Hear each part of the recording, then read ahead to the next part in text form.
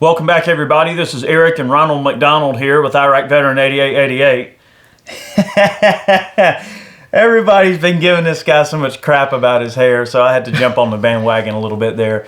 Guys, welcome back. It's another Gun Gripe episode here for you today, and it's a doozy. We're going to be talking about some imposing doom in the world of suppressors, but before we do, definitely want to give a special thanks to the folks at Sonoran Desert Institute for allowing Gun Gripes to continue raw, unadulterated, unfiltered. I can't get my words out of my mouth today. I'm trying. I'm going to get it right eventually, but they've got great gunsmithing programs over there. If you guys have unused GI Bill, I know some of y'all do. They do accept GI Bill, which is awesome. Great way to get into some higher learning when it comes to gun technology. Really cool group of guys. Really great programs. So let's jump into this thing a little bit here. So suppressors have been the talk of the town recently. Trump has basically come out and says he don't like them. I don't like them. That was his exact word. So a person who got $30 million from the NRA to go towards his presidential campaign and got an A+ rating from the NRA, but yet, despite all that, we're sitting on a bump stock ban, we're sitting on red flag laws, and red flag laws are taken over at the state level in over 20 states now. So we're sitting on red flag laws, and now a potential suppressor ban. Now, he may not necessarily be going through executive fiat to establish, this ban on suppressors. He hasn't even made a move on suppressors yet. However, it lights the fire under all the antis' feet and makes them think, well, what should we do? So now that's what we're seeing. First, it started in Virginia. Do you elaborate on that a little bit? After the shooting in Virginia, the perpetrator used a firearm with a suppressor on it. And it was legally owned. Firearms were legally owned. So just some guy just snapped. Like we said before, you cannot regulate morality. How in the world are you supposed to stop someone from doing a bad thing when, in all other accounts, they're fine? They seem just perfectly fine. No big deal. I mean, it'd be just like me or Eric just snapping one day and, something crazy happened. This stuff happens. Like your hair? Well, like my hair. I stuck my finger in a light socket earlier before we started filming, but the thing is, we've said it all along, you cannot regulate morality. I mean, you think about a movie like Minority Report, and you got the thought police. Okay, you think about doing something bad, they're going to come and bust down your door and take you to the gulag. I mean, you can't do that. And the thing is, all right, it's just like firearms, okay? If a firearm's used in a crime, the percentage of firearms ownership, legal firearms ownership by law-abiding people who would never hurt anybody, just far outweighs the amount that are used in actual crimes. And you go over to other countries who have very stringent gun laws, they still have violent crime. It's just criminals are going to use whatever tools at their disposal. Look at Europe. Look at England and such, where they have acid attacks. There's billboards up now that say, in the event of an acid attack, since you can't defend yourself, more or less, call 999, whatever their emergency contact number is. Cut off the affected clothing and rinse appropriately. No. Here, if someone wants to attack you with acid, you have the ability and the God-given right to defend yourself. I mean, and it just really boggles my mind all the time how one little spark can just ignite everyone and everyone's opinion on a particular subject, and overnight everyone is a complete expert. So overnight everyone was an expert on suppressors, and everyone wants to stand the perceived moral high ground. They feel like they're somehow on some high horse all of a sudden. So because one person says something that offends us, do we all of a sudden say, you know what, a pesky First Amendment needs to go away because we don't like what that person said? One person out of the crowd says something, now all of a sudden everyone's ability to say what's on their mind should now be regulated. And why is the Second Amendment the only thing that's treated like this?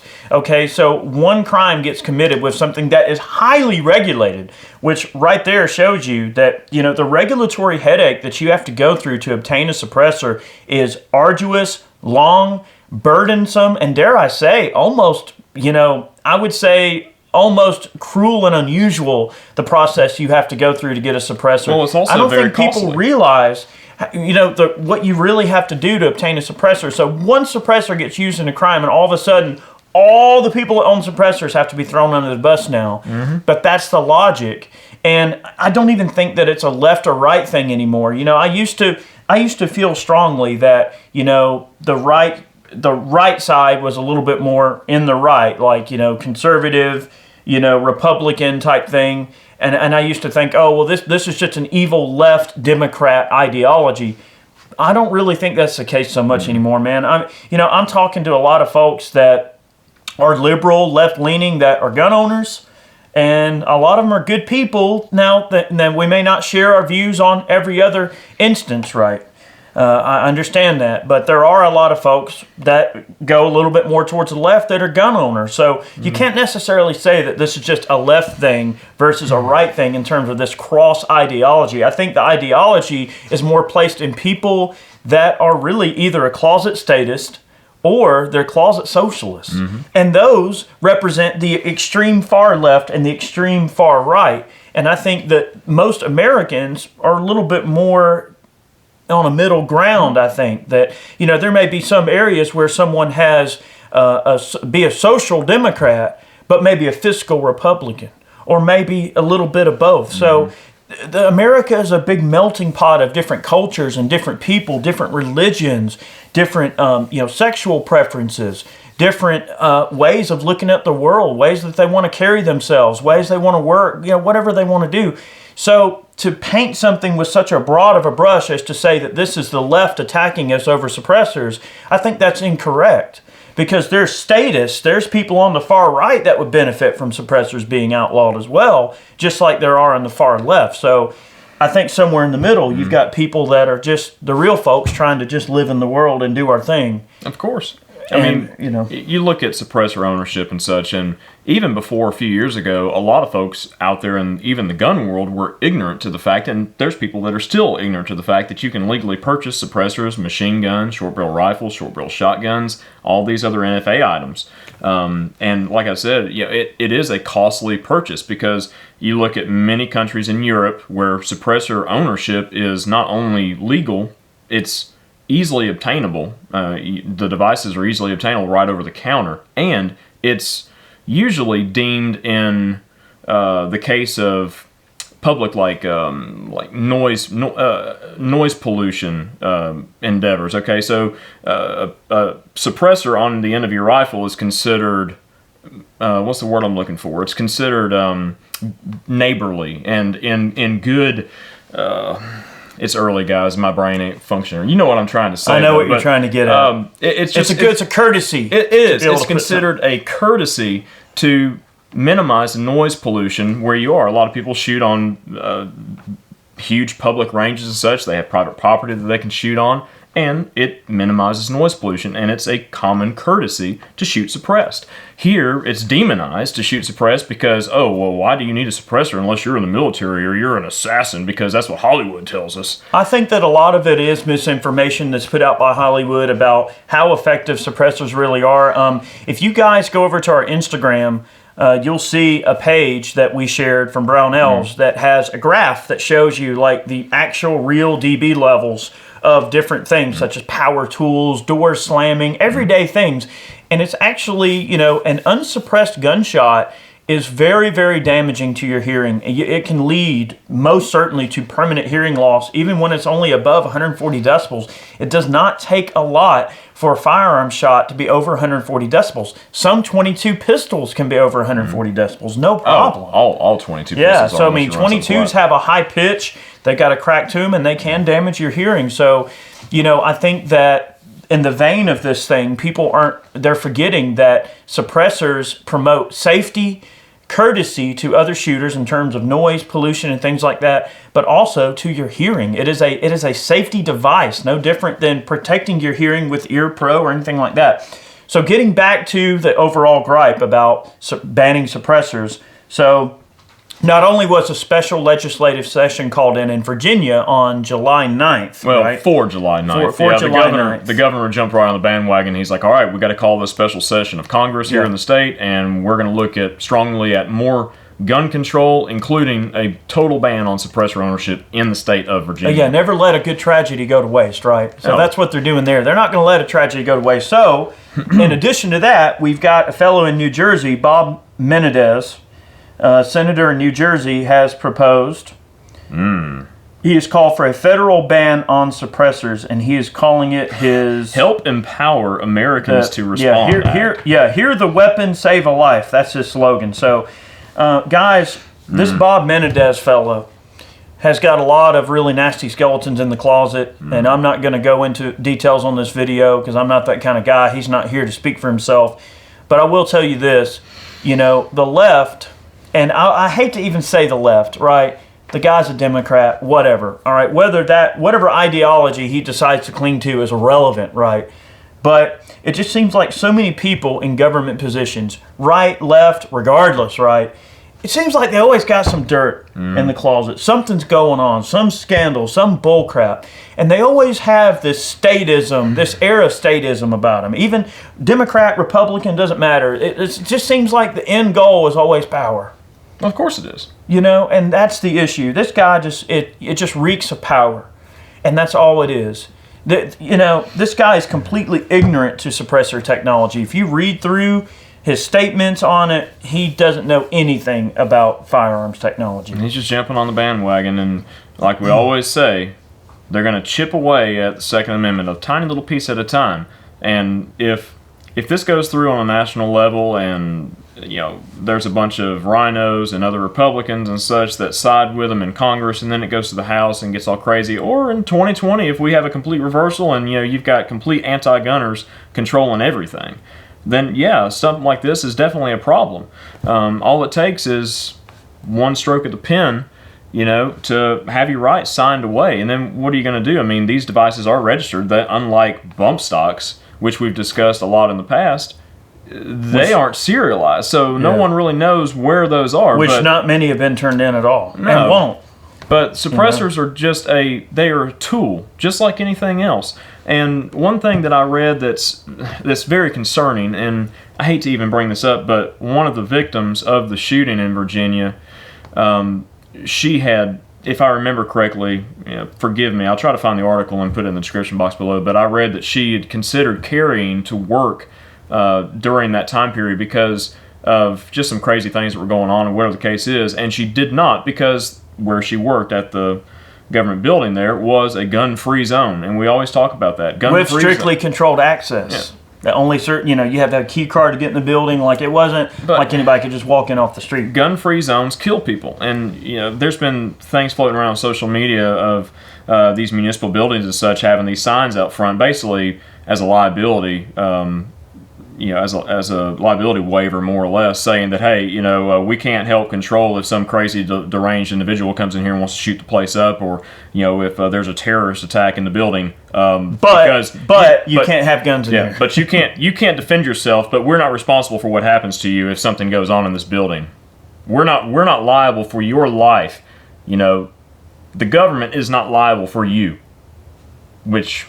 That's really the case anyways. But yet, because reasons, you can't be armed in here. But, we can send our goons, in after the fact and clean up the mess and stop it. No, it doesn't work that way. It's not supposed to work that way. But this is just another nail in the coffin if something like this does go through, even on a state level. I mean, we've been working very hard, organizations like the American Suppressor Association, several manufacturers all throughout the country, and various lobbying groups like Gun Owners of America, and even the NRA at one point. They were really pushing for a deregulation of suppressors. We almost saw it go through, and then events happened and everything just got shoved under the rug, and pretty much there goes our chance right now.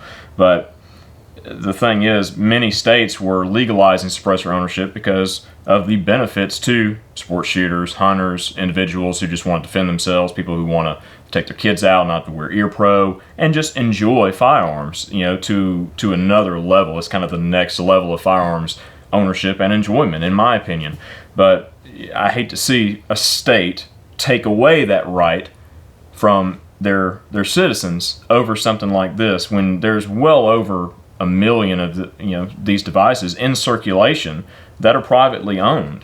I mean, what are you going to do? Ban suppressors on a national level and go to the door and confiscate them? No, people have several $1,000s in this. You can't just confiscate private property. I'm sorry, there's going to be some problems. I mean, bottom line. I mean, some people own thousands and thousands and thousands and thousands and thousands and thousands and thousands and thousands of dollars worth of suppressors. Sorry. You got the wrong color hair for that. I know. I don't have the orange, Don't make fun of Trump. That's not nice. I'm not making fun of him. Look, Trump has done some great stuff. He has been a good president. I'm just not exactly fond of how he's treated the Second Amendment, especially when he ran on a mantra of the attack on our Second Amendment rights are over, and yet he's put in more gun control than Obama. Go figure. Anyway, I digress. It's so ironic. The other benefit also of deregulating suppressors is also the fiscal irresponsibility of regulations. Okay, regulating something costs money. Taxpayer money that we all have to pay this money into taxes, and all these programs have to be funded somewhere, right? So they use the taxpayers' money to regulate you, all right? And if you deregulated suppressors, now you're removing a regulatory burden from the system that they don't have to worry about anymore. Now you can move on to bigger and more important and more constitutionally valid problems. So that's the issue, there is a big paradigm shift within our country where there are a lot of people, such as us, who feel that all of these gun laws are just completely unconstitutional, unmerited. We're adults. We want to be treated like adults, And I think that there's a lot of people that really toe that line of responsibility. They're just normal folks going about their life, doing their thing. They want to go out and shoot suppressed and not hurt their hearing. They want to take their kids out and let them shoot without their earbuds getting blown out by a loud gun. They want to take a recoil-shy youngster or someone who might be scared of guns and introduce them to guns in a way that's safe, and they don't have to worry about hearing. They can take the ear pro off and explain to them what's going on. They don't have to worry about their eardrums getting blown out. Guys, suppressors have plenty of use in everyday society, and they're everywhere, okay? If there's, how many suppressors? You said 1 million suppressors? So well over 1 million now. 1 in 1 million of something gets used in a crime, and all of a sudden the sky's falling, and we have to do something about this epidemic. If we want to follow that line, then I guess every time somebody takes a vehicle and decides to drive it into a crowd of folks, I guess we should ban cars.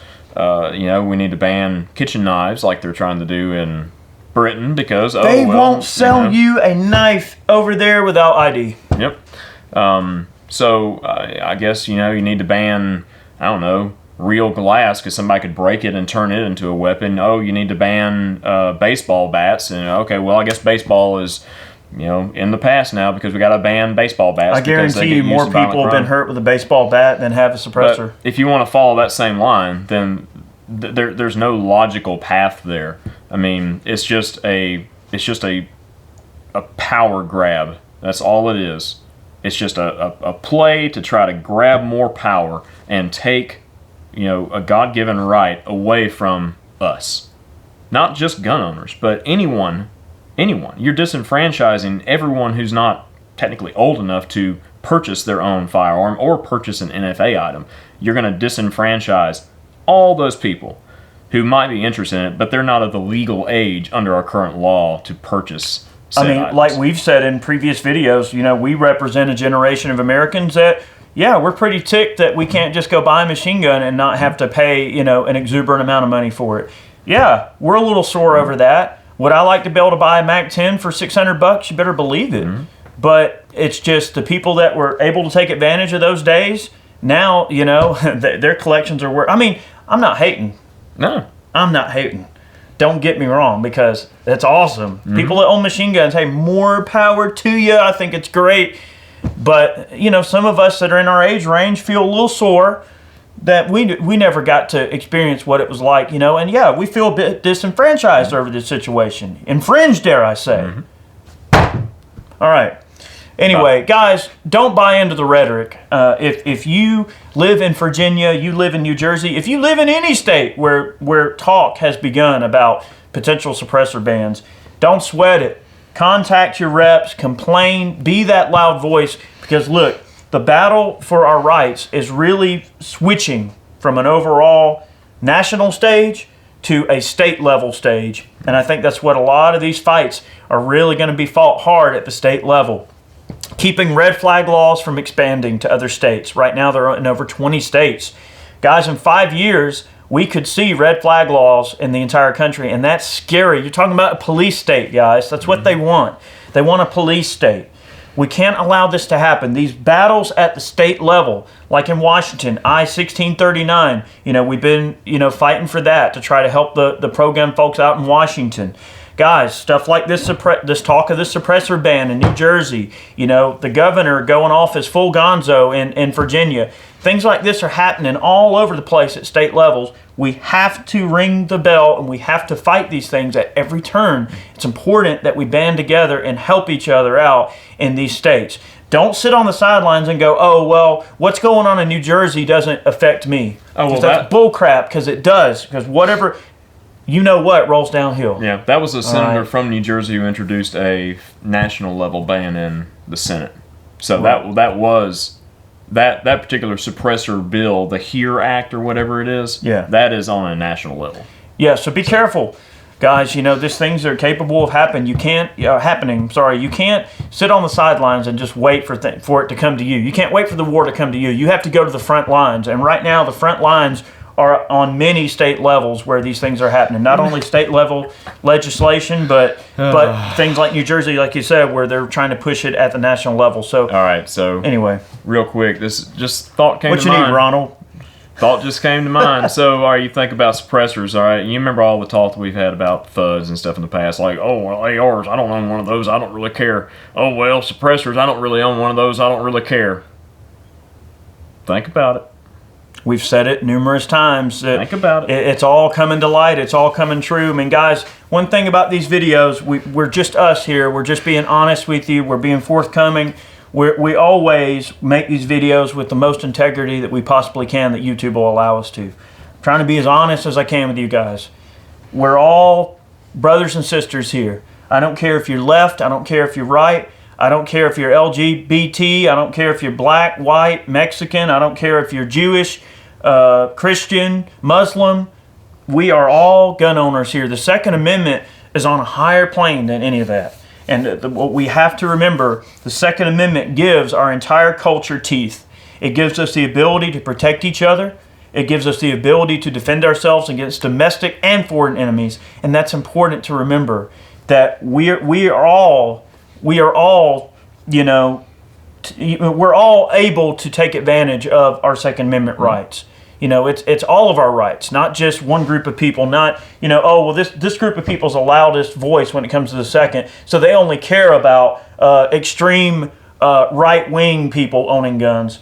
I think we have to get that out of our mind. This is not an extreme right-wing thing. Get those narratives out of your mind. This isn't about that. Gun ownership covers a wide variety of different people in this country, and we have to band together and realize that it's not left and right. It's them versus us. It's the people that want all of the power versus the people who are just trying to live their lives and be free. Are you a free man or are you a statist? Because that's what this is coming down to. It literally is. Not a statist. All right? I choose freedom. I choose liberty. And I hope you will too. So just keep that in mind, guys. We'll be seeing you. All right. Guys, thanks for watching. We appreciate all the support. Those of you who purchase man cans, if you support us over on Patreon, t-shirts that you purchase, all those funds go right back into supporting this content, supporting our message. Thank you so much for believing in us and enjoying the content. We hope you liked it. Share it with your buddies. Many more videos on the way, and we'll see you next time. Don't worry, we're not out of the woods yet, but we're going to fight together. We're going to make it happen. We'll see you guys soon. See you guys.